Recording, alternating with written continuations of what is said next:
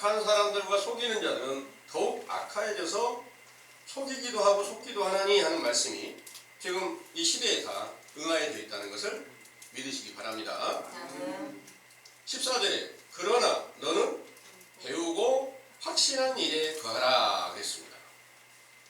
우리 영계님들은 배우고 확신한 일에 거하기 위해서 저 같은 사람에게 이 말씀을 듣고 계십니다. 이 말씀이 확신이 되지 않으면 그건 이제 본문의 말씀대로 의심이 가는 거예요. 근데 이 말씀이 선지자 세대 요한의 교훈이고 성경을 통해서 진실과 거짓을 구별해주는 말씀이고 선악을 구별해주는 말씀인 것을 여러분들은 지금 믿고 계시는 거예요. 이 안에 들어있는 믿음은 이제 거기 16절의 말씀에 모든 성경은 하나님의 감동으로 된 것으로 교훈과 책망과 바르게 함과 의로 교육하기에 유익하니 하는 이 말씀 안에 들어있어요. 여러분들은 이 책망을 듣고 있고 교훈을 듣고 있어요. 그런데 17절에 이는 하나님의 사람으로 온전케 하며 모든 선한 일을 행하기에 온전케 하려 함이니라 하는 말씀은 바로 사도들에게 이인이 응해졌는데 성령 충만을 받은 사도들에게 응하였는데 오순절부터 응하게 됐는데 오순절 이전에는 16절의 말씀이 다 예수님과 그 제자들에게 똑같이 교훈과 책망을 듣고 있었고 바르게 하고 의로 교육하기에 유익한 교훈을 들었고 부활하신 후에 성령 충만을 주셨을 때는 17절의 말씀이 응한 거예요. 사람으로 온전케 하며 모든 선한 일을 행하기 온전케 하게 함이니라는 말씀이 응하게 된 겁니다. 그러면 온전하게 됐으면 그 안에서 그리스도만 자랑하면 되는 거예요. 성경을 배울 필요가 없어요. 성경 전체를 그리스도가 완성을 시켰고 그리스도 안에 들어가 있으니까 성경 모든 것이 다 완전히 세워졌단 말입니다. 그러면 교훈을 다시 들어야 될 필요가 없잖아요. 책망 들어야 될 필요가 없잖아요. 그러나 사도들이 책망했던 것은 잘 못 믿고 있는 사람들에게 책망한 줄을 믿으시기 바랍니다. 네. 그래서 오늘날 이 세상에 외식하는 유대인과 똑같은 믿음 안에서 우리는 그리스도를 믿고 구원을 얻었습니다. 의에 이르렀습니다. 이렇게 말하는 모든 것들이 다 거짓된 것인지를 정확하게 여러분들은 이해하고 그 가운데서 벗어나서 회개하라는 그 명령대로 확신을 얻기 위해서 이 감람원에 돌아와서 선악을 확실하게 구분하고 바른 길을 찾기 원하는 노력이 시작되었다는 것을 확신하게 믿으시기를 원합니다. 아멘. 여기 이제 확신한 본문에서 이제 의심 가는 믿음. 이 일은 예수님의 사도들도 예수님이 육체로 계실 때까지는 의심하는 믿음 안에 있었습니다. 그 의심하는 믿음을 증거로 보여준 것이 마태복음 14장에 보겠습니다.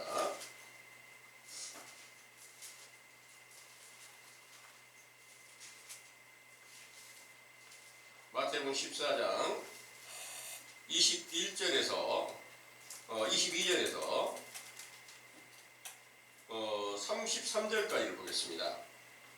예수께서 즉시 제자들을 재촉하사 자기가 무리를 보내는 동안에 배를 타고 앞서 건너편으로 가게 하시고 무리를 보내신 후에 기도하러 따로 산에 올라가시다 저물매 혼자 계시더니 배가 이미 육지에서 술이나 떠나서 바람이 거슬림으로 물결을 인하여 고난을 당하더라.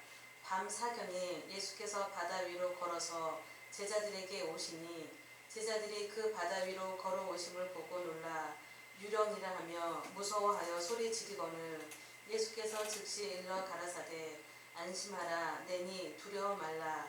베드로가 대답하여 가로되 주여 만일 주시거든 나를 명하사 물 위로 오라 하소서 한데 오라 하시니 베드로가 배에서 내려 물 위로 걸어서 예수께로 가되 바람을 보고 무서워 빠져가는지라 소리질러 가로되 주여 나를 구원하소서 하니 예수께서 즉시 손을 내밀어 저를 붙잡으시며 가라사대 믿음이 적은 자여 왜 의심하였느냐 하시고 배에 함께 오름에 바람이 그치는지라 배에 있는 사람들이 예수께 절하며 가로되 진실로 하나님의 아들이소이다 하더라. 아멘. 네. 사도들이 지금 우리의 믿음과 어떻게 다를까요? 우리가 더 잘 믿을까요? 그때 사도들이 잘 믿을까요? 사도들이 참 잘 믿었어요. 예수님께서 가라 하면 가고 오라 하면 오고 배 타고 가라 하면 갔어요. 그리고 물 위로 걸어오라 하니까 갔어요. 그럼 우리보다 훨씬 나았죠. 우리 가서 바다 위로 걸어오라 그러면 쉽게 가겠어요? 금방 빠져 죽을 것 같은데.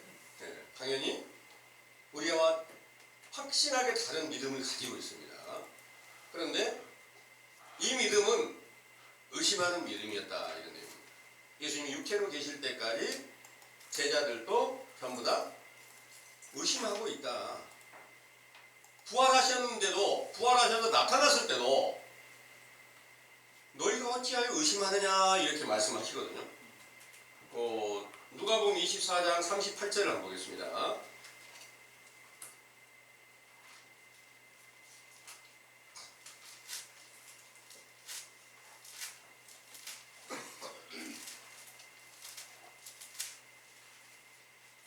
예수께서 가라사대 어찌하여 두려워하며 어찌하여 마음에 의심이 일어나느냐.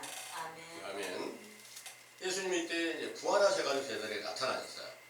그런데 성령 세례 받기 이전입니다. 그 전에 예수님께서 나타나시니까 죽었는데 다시 나타나서 그러면 영혼이 나타난 것이고 영이 나타난 것이고 이렇게 이제 생각을 하잖아요. 그러니까 유령인가 뭐 이런 별 생각을 다 해요. 그런데 어찌하여 나를 의심하느냐. 나는 너희에게 나타나 보였던 똑같은 죽기 이전에와 똑같은 사람으로 다시 나타난 거야 너희들한테. 그러니까 너희 손과 발을 내 손과 발을 한번 만져봐. 옆구리에 찬자국이 있는데 그것도 한번 손가락 한번 넣어봐. 이렇게 그리고 나서 믿어. 이렇게 말씀하셨습니다. 그러니까 이런 말씀은 이제 언제 완전한 믿음으로 바뀌게 됐느냐. 오순절날 성령 충만함을 주실 때 속에서 그리스도의 생명이 나타나니까 이게 확실하게 나타나서 말씀을 주시고 또 보여주고 능력을 주니까 그때 확신한 믿음을 갖게 된 거예요. 여러분들이 혹시 세상에서 이제 결혼을 하는 그런 일이 이제 결혼을 하잖아요. 결혼을 할 때 처음에 선을 보라고 하는데 남자에 대한 것을 정확하게 몰라. 말만 들어. 그런데 가서 상대해보고 지금은 이제 그전에는 뭐 전혀 모르고 호대 싸움을 해가지고 하다가 그냥 사는 그 있잖아요. 그런데 지금은 그래도 적어도 결혼정보회사에서나 중매하는 사람이 자세하게 설명을 해줘도 이제 확실한 믿음을 갖지는 못하잖아요. 살아봐야 확실하게 믿게 돼요. 그런데 영적으로 그리스도를 만나는 것도 영적으로 이제 결혼을 하는 거나 마찬가지로 비유를 하는 거예요. 예수님이 신랑이고 제자들은 신부로 비유를 했어요. 그 중매쟁이가 세례 요한이에요. 이렇게 이제 요한복음 3장에 보면 증거를 하고 있어요. 신부를 기뻐하는 자가 있는데 신부가 신랑을 기뻐하고 찾는데 나는 그 신랑을 만나게 해주는 중매의 역할을 하고 있다. 그 친구다. 이렇게 이제 말씀하셨거든요. 그러면 오늘날 확실하게 그 신랑을 만나게 돼서 신랑이 말한 그대로 약속한 대로 다 성취가 되고 약속이 지켜지면 그때는 이제 믿잖아요. 결혼하면 60평짜리 아파트 사줄게. 또 아주 잘해줄 거야. 이런 모든 것들이 그대로 지켜지면 이제 믿음이 세워져요. 그런데 그 약속이 안 지켜지면 이제 믿음이 깨지는 거잖아요. 근데 사람은 약속을 지키려고 해서도 못 지킬 수 있잖아요. 하나님 본체이신 예수 그리스도는 정확하게 약속을 지키시는 분이세요. 아멘. 그래서 그 약속을 지키시는 신랑이 나타났어요. 없다가 나타났어. 원래는 죽은 자로 계셨다가 예수님이 속에 죽은 자로 계셨다가 그 무덤 속에서 다시 새 생명 내에 나타나신 거거든요. 이렇게 나타난 것을 보니까 무덤 속에 있는 자가 그 아들의 음성을 들을 때가 오나니 곧 이때라 듣는 자는 살아나리라 하는 그 요한복음 5장에 28절에서 27절에 28절까지 말씀이 그대로 응한 거예요.